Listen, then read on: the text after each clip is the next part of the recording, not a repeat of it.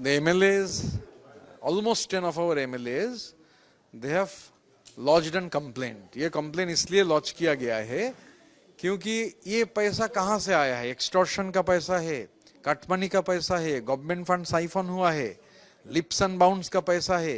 ये सब प्रोब होना चाहिए। हम लोग तो प्रोब नहीं कर पाएंगे, तो ये हम लोग इसलिए एफआईआर किए हैं। तो एफआईआर से गवर्नमेंट अगर प्रोब करेगा मालूम होगा, और खास करके ये पैसा इस्तेमाल भी ना हो। एज चार्टर्ड फ्लाइट में दिल्ली जा रहा है 4 करोड़ 4.5 करोड़ रुपया आने जाने में, तो ये पार्टी का कॉमन आदमी जो केस लड़ रहा है उसके लिए पैसा नहीं है। एमएलए लोग अपने गोल्ड गिरवी रख रहे हैं।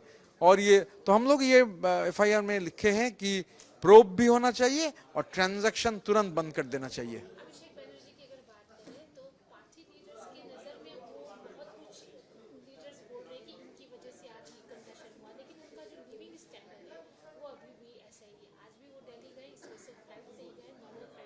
वो अकेले नहीं गए हैं, वो क्लाउन को भी लेकर गए हैं।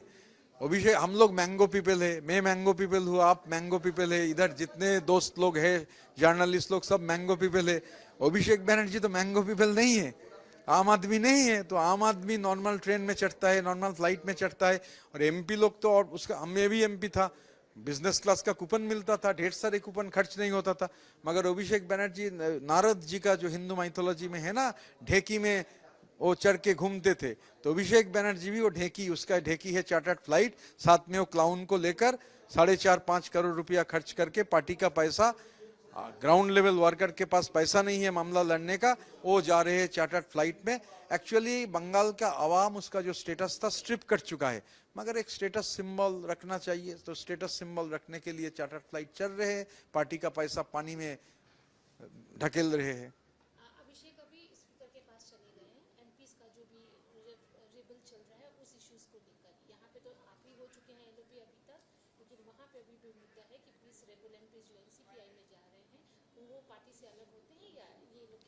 ये ऑनरेबल स्पीकर ओम बिरला जी है, वो डिसीजन लेंगे सब लोग को सुनने के बाद, तो इसमें मैं अभी टिप्पणी नहीं करूंगा।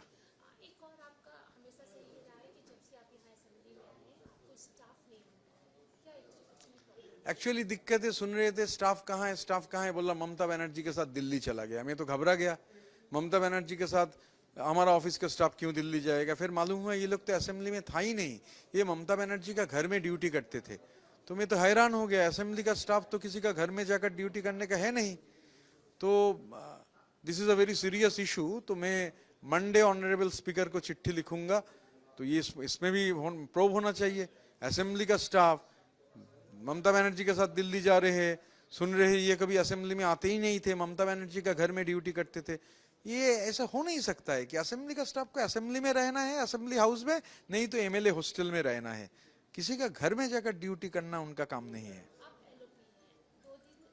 पीएम मोदी का प्रोग्राम यहाँ पे चल रहा है, कल पश्चिम बंगाल दिवस फाउंडेशन डे मनाया जाएगा और परसों योगा डे है, आपको इनविटेशन मिला है? हाँ, पश्चिम बंगाल मैं असेंबली में कल आऊंगा, इन्विटेशन मिला है, पहले ही मिला है। योगा दिवस का मुझे मालूम नहीं क्योंकि हमारा एक ट्रेनिंग चल रहा था, अभी ऑफिस में जाके देखेंगे इन्विटेशन आया है, अगर आया है तो देखेंगे, चर्चा करेंगे।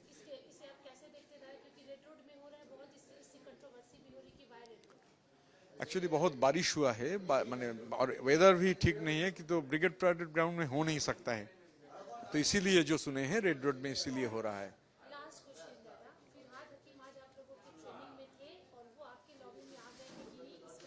ये लॉबी वॉबी एकदम माने फिजूल का बात है। हम सब एक है। बबीदा बहुत बुजुर्ग एक लीडर है, बहुत दिनों से बबीदा से जानते हैं, और बबीदा हमारा ट्रेनिंग प्रोग्राम में थे। सिर्फ बबीदा नहीं, बबीदा थे, जावेद अहमद खान साहब थे, विप्लव मित्र थे, गुलाम रब्बानी थे, अकरुज जमान थे, चंद्रनाथ सिन्हा थे, रथिन घोष थे, समर मुखर्जी जैसे बुजुर्ग थे, सबीना यास्मीन शिव, बहुत सारे तो एक्स मिनिस्टर लोग थे ट्रेनिंग में। हम लोग कलेक्टिवली चर्चा किए हैं कि आने वाले समय में जो सतर होगा, सतर के अंदर कौन लोग बोलना चाहेगा, जितना ज्यादा से ज्यादातर लोग बोल पाएंगे, हमारा वही मकसद है। तो कोशिश करेंगे कि डिस्कशन में जितने ज्यादा से ज्यादातर लोग को हम लोग एकोमोडेट कर पाए।